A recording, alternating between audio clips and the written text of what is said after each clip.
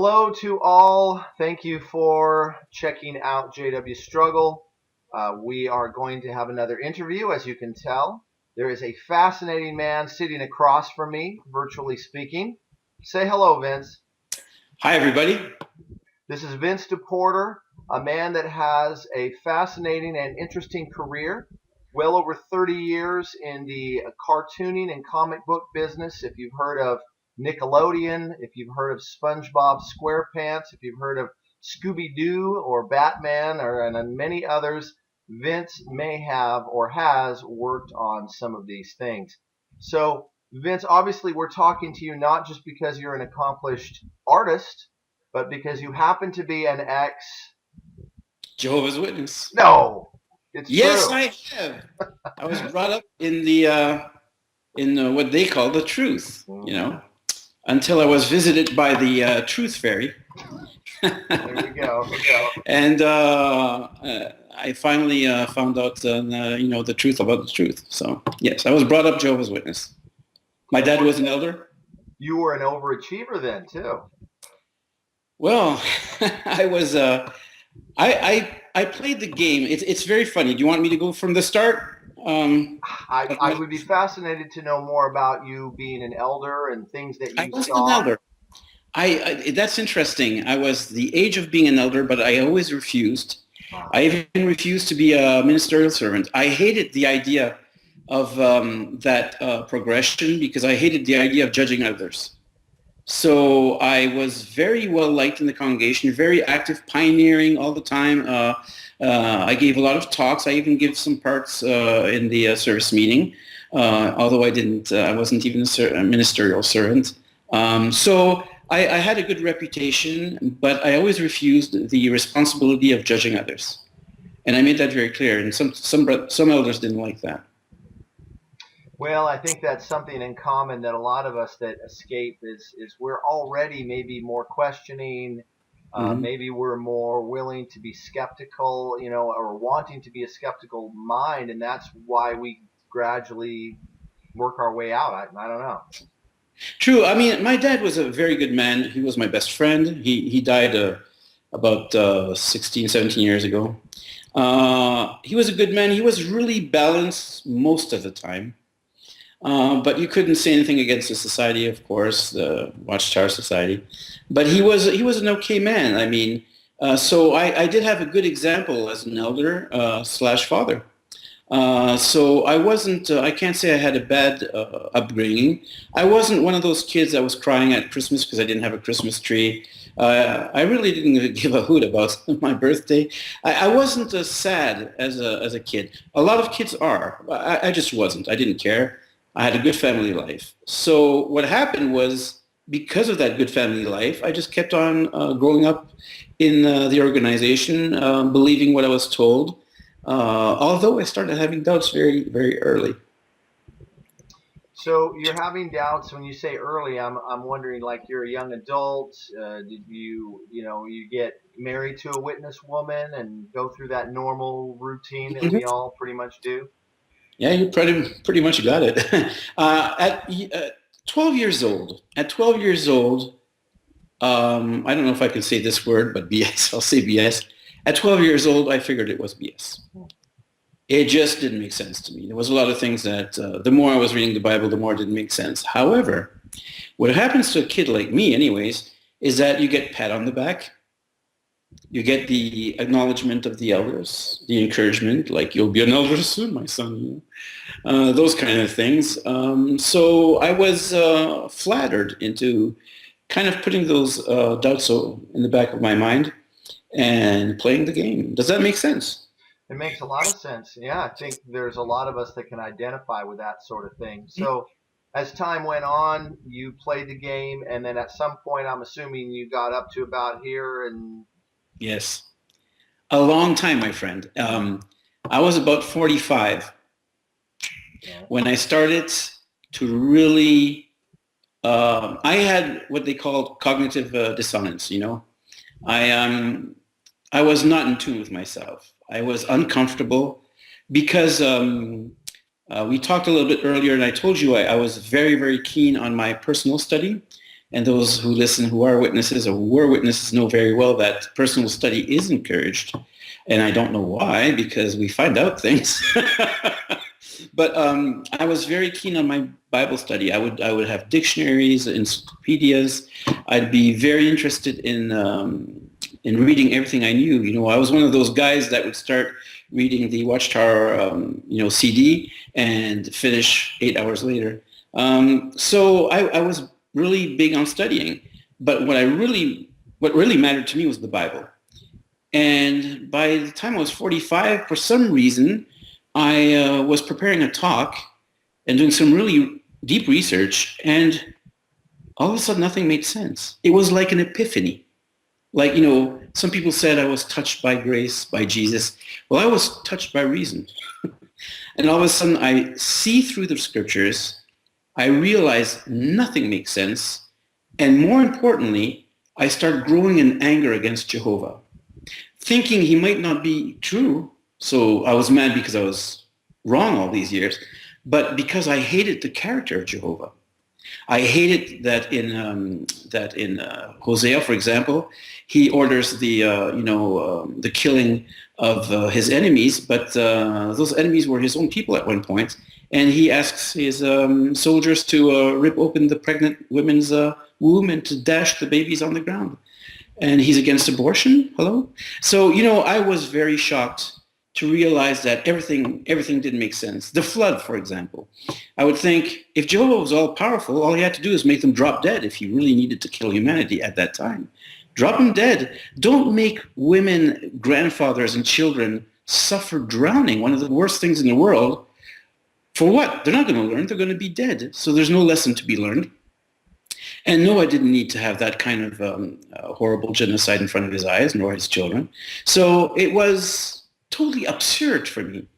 And so I got really mad. I really got mad at. So you have that stage where you're mad at a God that you kind of think probably never existed except in the imagination of humanity. Well, I'm sorry to talk a lot. You should ask me things. That's fantastic. You're definitely not talking too much, Vince.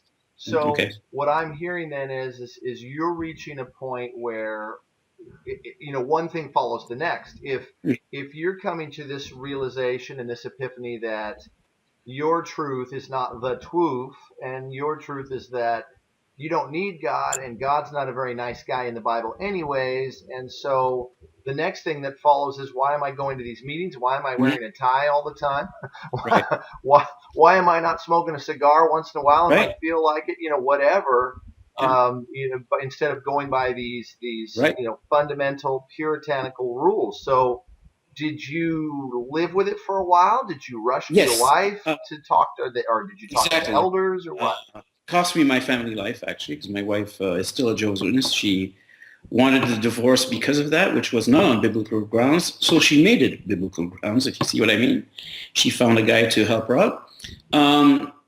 We're still friends today, and, I don't blame her. She married a Jehovah's Witnesses. She ended up with an atheist. It's not fair to her either, so I'm not criticizing her. What I did was do the theocratic thing. Although I was mad and I started realizing that everything I believed in was false, I had some good friends that were elders in the congregation, and I asked them to come, like you do. You invite the elders to come to heal you, to help you, to listen to you. And I wasn't belligerent, and I tried to explain to them what my fears were. And of course, I had questions that they could not answer. And when you don't answer anything in return, all you can say is, well, you have to wait on Jehovah. You know those famous words, right? Wait on Jehovah. It's a cop-out. It has nothing to do with logic or even love. It has nothing to do with nothing. So I wasn't going to wait on Jehovah because I wasn't sure he existed at that point. But I did confide into what I was worried about. I had questions I was asking without being too noisy in the sense that I want to show them that I didn't believe anymore. I just had a faith issue. And they came back a few weeks later. Very nice. I mean, these are friends, I could see on their faces they were so distraught. I mean, they told me they were afraid that I was becoming an apostate, which I was. But the funny thing is we started taking scripture, and I started taking scripture And I know my Bible well, so I was like flipping pages like I usually do. And then they both looked at each other, and one of them said, you can't be an apostate, because apostates, they lose Jehovah's Spirit and they don't know how to read the Bible anymore. I had never heard of that before, but apparently they must have heard that before at one of those elder meetings or what. So they didn't pursue, and I didn't pursue, which means that to avoid a fight and a disfellowshipping, I just very slowly went away from the truth without any fanfare. One of the reasons, and I can explain longer if you want, you can ask me questions on that. But one of the reasons was because my atheism came without being met at the Watchtower Society per se at that point. I wasn't looking into apostate sites. I did not know about the society's mixing with the UN, the pedophilia, and all that stuff. I didn't know that yet. My concern with the Bible was not making any sense, and that I truly believed that with everything I knew at that point, that Bible was fiction, and so was God. And that's when I started reading into science. So that was my second stage. Surprise, reading the Bible, putting two and two together, makes no sense. Then I want to see if evolution was true, which was something that bothered me when I was 12. Remember I said when I was 12, I had some issues. And wow, I mean, if something can destroy the idea of Adam and Eve, hence the need for a human sacrifice like Jesus to save us from a fictitious story in the first place, it has a lot of consequences. And I have to thank Richard Dawkins for helping me come out with his book, The God Delusion, which was so much fun to read and such an opening, eye-opener. I mean. Well, you know what I like is when you talk about what you started to learn, I can see that it's getting you excited. That it is. That this, because I've talked science with you a little bit in the past, and you immediately went way over my head. So I love that, and I admire the fact that when we leave a controlling group, when we leave a cult like the Watchtower, we can go in all these different directions, these cool, interesting, lovely directions where we blaze our own trail, and we figure out what we're passionate about, and then we pursue it, and we don't have to be embarrassed. We don't have to be ashamed. I just was able to interview the most lovely fellow, Marcus, a couple months ago.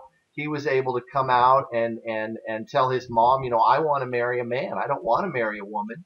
And he's following his truth, and he's happy now too. So it doesn't matter what your story is. We can get along. We don't have to hate one another because, Vince, I don't agree with you completely on all the, the God stuff and then all of that. I mean, I have my own, angle that I pursue and my own beliefs, but it doesn't matter. We don't have to disfellowship each other because we don't agree on a couple of things, and that's what's so cool to me. So it's true. Your mind gradually, opened up. You learned all these things, and then did you start getting more vocal about, atheism and what you had learned, and how has that progressed? It progressed in the sense that I tried to be discreet, except with my ex-wife now. I shared with her everything I thought, and it scared her.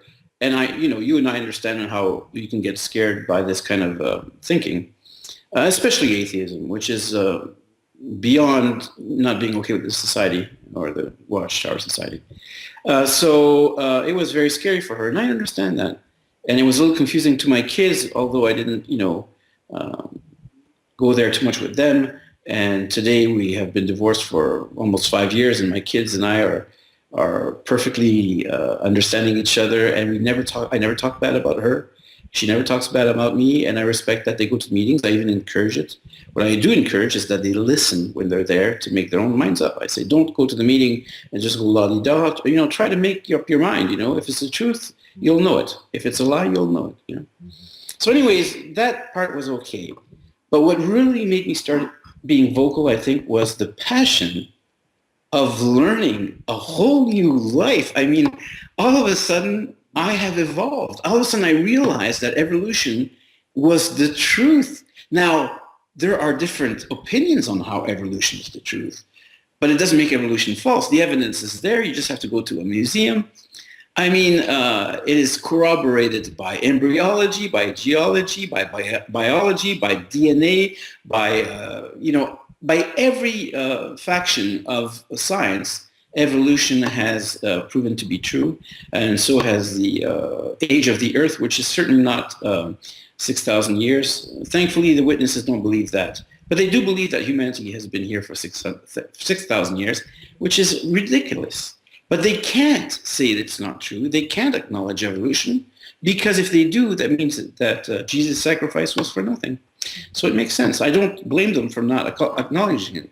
What I do blame them for, however, is that I reread all the societies, the witnesses, all the books on evolution, and I was floored. I was floored because I could read, now with the internet, you could read what the scientists really said. The quote mining that they do. It's horrible. Incredible. Did you see the new Awake magazine? I was just going to bring that up. The new Awake magazine. Thankfully, a few brothers sent, or ex-brothers, sent a complaint to the scientist himself, Singh, I forget his last name. Yes, Dr. Singh. Yeah, Dr. Singh, right? And he took it seriously and actually asked them to apologize openly, which they will never do. But the quote mining, and all of a sudden I realized I was lied to purposely. It's not just a matter of opinion where they really believe the Bible is true. No, they're taking the scientists' words, their words, and cutting the paragraphs in such a way that it makes them say, like what they did with Darwin. In the first evolution book, they said, well, Darwin said himself that the eye is too complicated to have evolved like that. But the rest of the paragraph is, and then he says how it happened. So, it's like if I said, I hate pie, except apple pie, I love pie. And then they put in an apple pie article that I said, quote, I hate pie. It's just so dishonest. And that started to get me mad at the Watchtower Society itself. Well, because it all boils down to whether it's duplicity and deceitful journalism in a religious topic, a theological topic, or whether it's the frequency of earthquakes, which they took a seismologist quote out of context, the famous one about how earthquakes have advanced in the last 100 years and all of that. You may find it surprising. Well, Carl Olaf Johnson got a hold of him, and he wrote a letter saying, yeah, but before that and after that, I said you would think that there would be an increase because of blah, blah, blah, but surprisingly there isn't. So yeah, they do it over and over again. And now you have a fresh reason to get angry or get fired up again, right? And then because that kind of blends in from my atheist conviction, which, like I said, and by the way, what I love about science and being an atheist is that I can say today I could be wrong and learn tomorrow that I was mistaken and change. The difference with religion, like with the witnesses, is that their knowledge is done, squared, it's finished. There's no more truth beyond what they learned. So I'm very proud to be able to be flexible like that and not hold on to beliefs that I believe are toxic, really, when you think about it. But anyways, I went from atheist, science, evolution, happy and like really enthusiastic to, wait a minute, let's see what they say on the apostates say. And then I learned about the UN. And then I learned about the pedophilia.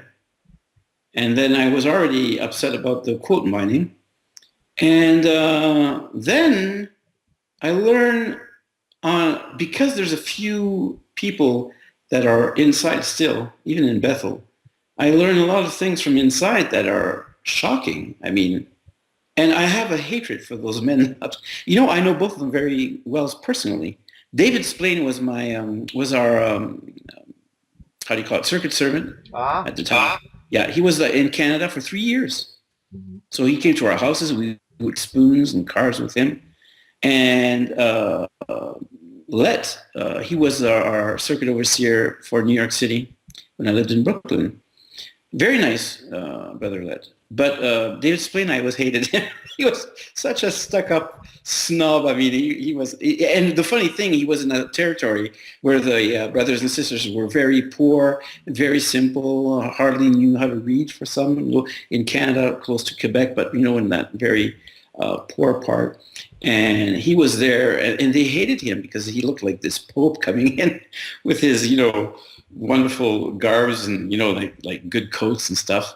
And they were cold, and it's just, I hated him, and I thought he was, in fact, I think it shows. I think it shows that Let is kind of a clowny kind of guy that's, I accuse him just as much as the others, but at least he's got a nice character. And David Spillane is a hypocrite. I don't know if you've seen the broadcast number 3, I think, and you can tell, man, this guy has he's just such a hypocrite. So I hate them all because I pretty sure they know, since 1914 went to the garbage pail, I'm pretty sure they know they're just, doing like Harold Camping and saying, well, there's New Light now. Oh, the New Light thing. Don't even get me started on that. Yeah. Look, they are riding the coattails, the inertia of this organization. Yes. They're in a position of power. They're treated like kings. That I've seen firsthand when I was, worked at Brooklyn for a few years. So, why are you going to turn down a good thing when you're at the apex of this $1 billion, organization? You're not going to, step away from it. I do feel that it's going to crumble. I don't know when. It could, not crumble because look at Scientologists and look at the Mormons. It could go further because people they need to believe, It's kind of sad they don't believe in themselves more, but they need to believe in stuff. And the witnesses are pretty good at, the Watchtower is pretty good at hooking, people with the love bombing you get at the meetings. And that love bombing, you get it from brothers and sisters who are oblivious to being used as they are, So it's a system that's working pretty well right now. Fortunately, the world is starting to know about the pedophilia. The world is starting to see religion in a different light. So we'll see. But I do know this: if they fall, and I think they know they will, they're gonna suck the juices out of that as much as they can, Because what do they have to lose? Once they're discredited, they're finished, I used to live by Bethel in Brooklyn. I lived in 4th Avenue and Flatbush, so I used to walk to Bethel. And I remember asking my mom, who's still in France and who's still a witness, why, if Jesus was in Bethel, what kind of room do you think he would have? And my mom would say he'd have the most simple room, probably the less, even sleep in the, in the steam room. I said, right. I said, do you know where the brothers from the, governing body sleep? You can't even go to the room. So nice. You know what I'm saying? If you visit. But if you know the place, you can see where they are. And they're in the best places. They're in the high places of Bethel. So I say, is that Christian-like? Is that what Jesus taught? But she dismissed it. She's like, no, but they, the poor brothers, they go all over the world, They need something nice and comfortable. It's normal. Okay. It's no use talking about that. It doesn't work. No, it doesn't work. It doesn't work at all. So now you are a busy guy these days. If we can shift gears a little bit, I was thinking it'd be cool to kind of talk about what you've been doing, your projects you're working on. You just mentioned you had an interview earlier today, and that made me jealous because how could you do another interview with anybody but me? Yeah, no, I'm sorry. I must apologize. So, and what was that all about? The interview, I mean. It's so funny because it was with Seth Andrews, the thinking atheist. Okay. He's also part. Actually, I told him one day. I said, we became friends, but I told him, never forget, you're part of my coming out. Him, Matt Dillahunty, of course. I mentioned Richard Dawkins, Sam Harris, and the person I actually cried for when he died was Hitchens, because he had a loud mouth, and I loved that, And so I didn't always agree with everything Hitchens says, but I sure love the way he said it, And it always made sense, even if you had your own thoughts. So I look at these guys with so much admiration. They're my heroes, right? So one day, I forget if it's me that comments or it was Seth Andrews. But anyways, I got to ask him. I said, if you need drawings one day, we could. I'd be more than happy to offer them, free for. And so he never asked me for anything free. He's not that kind of guy. So time goes by, and then one day he asked a few cartoonists and artists to do a tryout for what was going to be his new book. And I think we were about 8 to do it. And I was in competition with really good ones. And turned out that my style was the style he needed for his book. And we had a ball. I mean, we had a ball. His words he's so funny. I would get his script and I would just be crying, laughing. And then, of course, an idea would come up, a few ideas sometimes. And then I would send it back to him, and he would be just laughing. I think he said on the show today, you can listen to it. I guess it'll be online tomorrow. He said on the show today, he said that he was waiting impatiently to see the drawings because it fit what he had in his head. So I guess we had a really good entente there, him and I. And we're impatient. The book will come out in probably March, April, maybe, I don't know, in spring. And it's hilarious. I mean, it's a lot of fun. So, in fact, it's the most fun I've had in years. And I draw SpongeBob, and I write for him, and I have a lot of fun there. But this book, man, it's about all the religions, quirks, the smaller religions. And actually, the Jehovah's Witnesses are pretty lucky. They got away with nothing. There's nothing on them. Oh. Yeah, it's too bad. But I did, no complaint there because I am preparing a book on the Witness, on the Watchtower, and it's going to be meant to. I think a lot of brothers and sisters who dare read it will laugh, because I will make fun of things that we know so well, like in the service, like in the guild service, or when we take breaks, and how difficult it is to go back to the door after the break. Little things. How. And you're saying the way we take breaks. I'm sorry. Are you just? We broke up a little bit. I said you're saying how we take breaks, right? You mean how they take breaks? Oh yeah. But because we have been there, we have the inside feel of it, and I think that whether it's you or me, I'm pretty sure any ex-witness would be hilarious in explaining the little details of that. Yes, that's very good. Like, for example, there's something I never did when I was a Jehovah's Witness, ever. I got in trouble with it, and I didn't care. I said, sue me, disfellowship me, is I never shunned anybody. I have made it a point to be rebelliously talking to the disfellowship when they came to the meeting. And what are they going to do? They came to me. How many times the elders came to me and said, you should not be talking to that person. I said, why? I talked to my dog. Why wouldn't I talk to a human being? I said, they did a mistake. They're disfellowshipped. It's like, you have a DUI. You have too many. You don't have a license anymore. It doesn't mean you can't go in a taxi and talk with somebody. I said, I don't agree with that. And I've never agreed with that. And I was said that I was rebellious, but they kind of always skimmed over because I don't know. I had some luck probably in making them laugh too, I guess, or something. I don't know. I think a lot of it was, now that I think about it, a lot of it was that they didn't want to bother me because I was either doing SpongeBob or Scooby Doo for 16 years. So they never said anything about Scooby Doo. Even Brother Let, he never said anything. I told him I did Scooby Doo. Never heard anything. Yeah, they had a lot of ghost stories in some of those episodes. Yeah. I was expecting so much for 16 years. Never had this. Nothing. People would say nothing.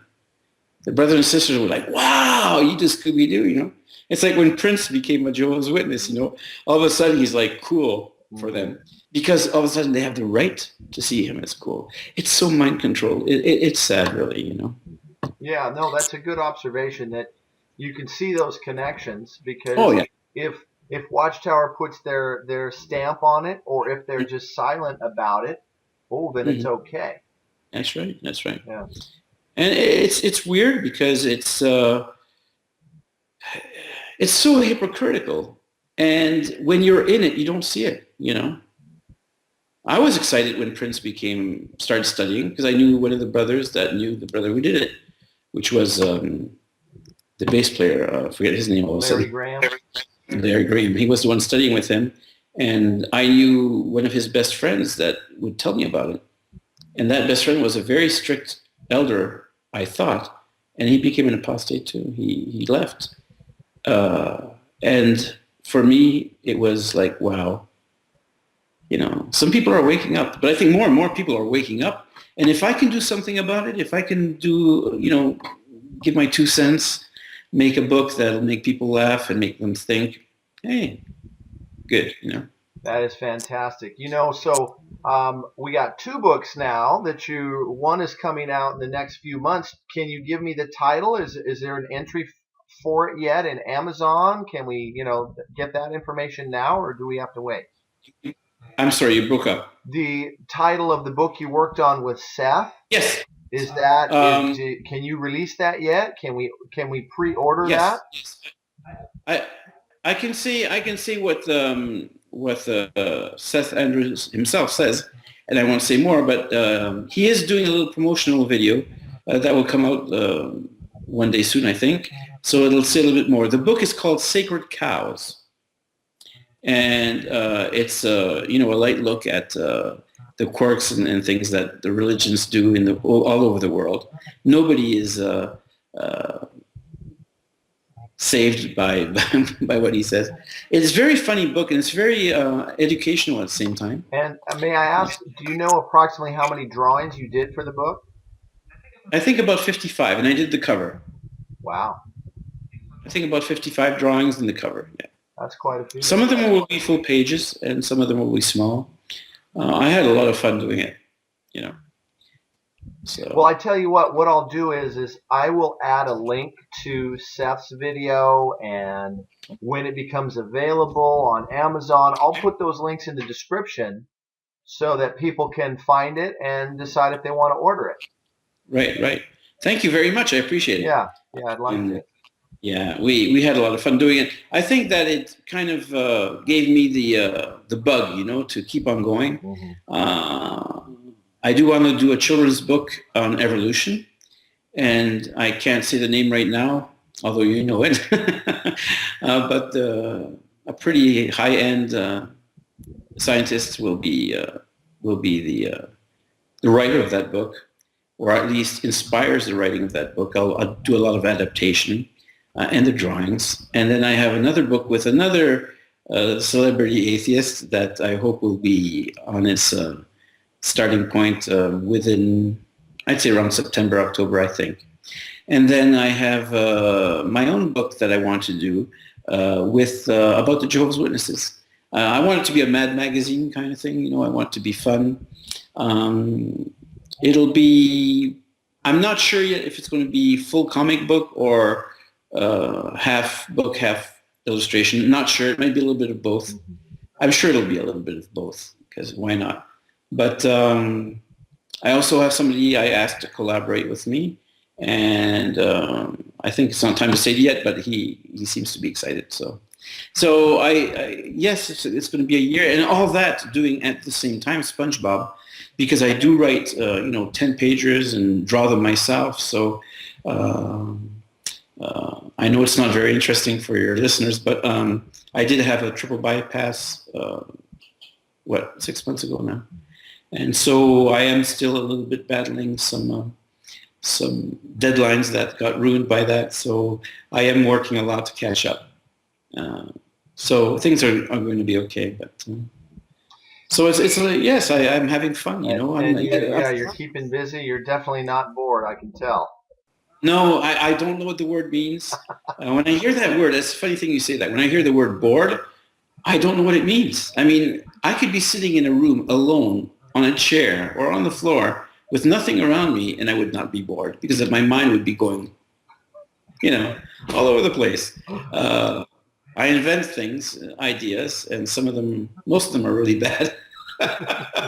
And some make the cut, and I can pay my bills. Well, it's just like evolution. Whether you hatch a million eggs or one, as long as it gestates and grows up, then you've done it. I will say something about what my ex-wife told me not so long ago, because we still get along very well. And she's right. She said, you were so enthusiastic about being a pioneer, giving talks. You were really, really a passionate Jehovah's Witness. And although now you're totally the contrary, you're an atheist, you haven't changed your character. You're still passionate, enthusiastic about your atheism now. She didn't say that as a criticism, and I appreciate it. And I said, you're right. Apostates don't change their character. If they were sad and depressed as witness, they might feel better, but they might also be still sad and depressed if that's their character, I said, I've never been a hypocrite myself. And when I started to have problems, and I don't know if I mentioned it, I had depression for almost 5 years after I converted. Because needless to say, you miss out on a lot of support when you leave the truth, Well, I appreciate and applaud what you're doing now, and I'm excited for your books to come out, so that maybe we can do this again especially when you get to that next one that you're making about witness life. Maybe we can talk about it and plug that book and see what the reaction to it is too. Okay. Well, you have to realize that you have done a lot too for me, because when I started looking at apostate sites, I saw some angry ones. I won't name them because, they do their thing and I respect that, but they made me think, wow, they really act like apostates. You know what I'm saying? So you and John Cedars are the two that I preferred from everybody. And I would, look at your videos and his, because there was a sort of a kindness to your approach and his. I think that you have something well-rounded going on, and I want to thank you, because you're part of what made me, you have influenced me too. So, well, I appreciate that. I'm very well-rounded, as you can tell. You are very well-rounded. Yeah. And me, I'm still very fuzzy, I am losing my hair though. Yeah. Yeah, it happens to the best of us. Oh, it does. It does. Are you saying that you're better than me? Oh, I'm a lot better if you go by that standard. Well, hey, tell you what, Vince, I'm not going to keep you any longer. I'm going to just again thank you for the interview. And you know what? Keeping up with your life takes effort, but I like it. So I'm going to put some of those links in, and we are going to see what happens with you the next time we talk. Sound good? It sounds great. Thank you so much again for everything. The order is rapidly fading, for the times they are a-changing.